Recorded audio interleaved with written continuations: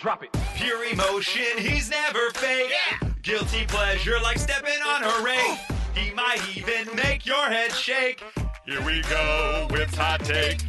We are officially in back-to-school season, and with that, I'm here to remind everybody about a group of people who are among the most underappreciated in our society. That's right, it's the school janitors. Hey, give it up. They got the mops. They got the buckets. They never complain. No one even knows their name. All right, you know what? Actually, I'm just kidding. We do appreciate the janitors, but I'm here to talk about the teachers. All right, now I know you think I'm going to talk about money. I'm not. Salaries may not be ideal, but they have negotiations. They end up working all that out. But as any teacher will tell you, they are not in the profession because of the money, but there's a nationwide trend right now in which teachers say they are underappreciated and under-supported.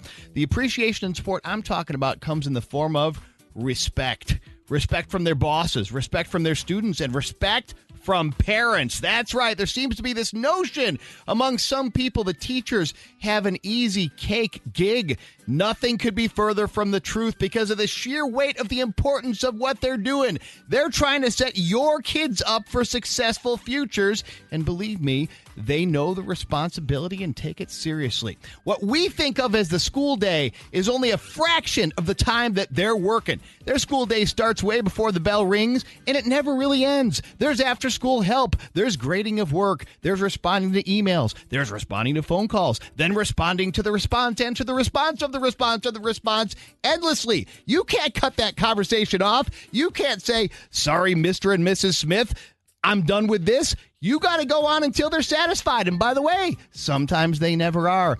She can't say, I've got dozens of other students to think about, even though it's true. They have to treat every kid as though that's the only student they have. So while every parent should be involved in what their kids are learning, multiply your kids' issues by 10 or 20 or even 30 in an overcrowded elementary school. Or at the high school level, multiply 18 or 19 in a class times 5 or 6 classes, and you'll realize how much is really on that teacher's plate.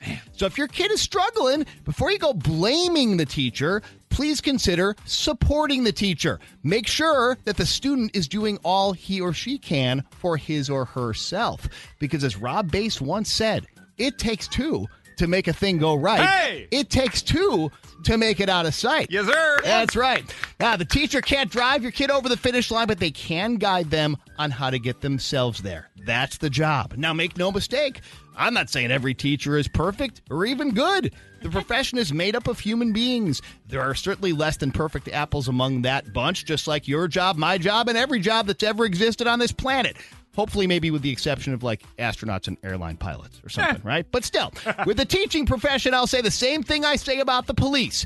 There may be some bad individuals out there, but as an entity, we must appreciate them and must respect them. Because not only do we have no idea what it's like to be in their shoes, doing what they do and seeing what they see, society literally cannot function without them. Now, I know I can't say that about my job. Can you say it about yours? Hey, Wow. come on. Wow. Serious. Let's go. Back to school. So good. My God. Drop it. Pure emotion, he's never fake. Yeah. Guilty pleasure like stepping on a rake. He might even make your head shake. Here we go with Hot Take.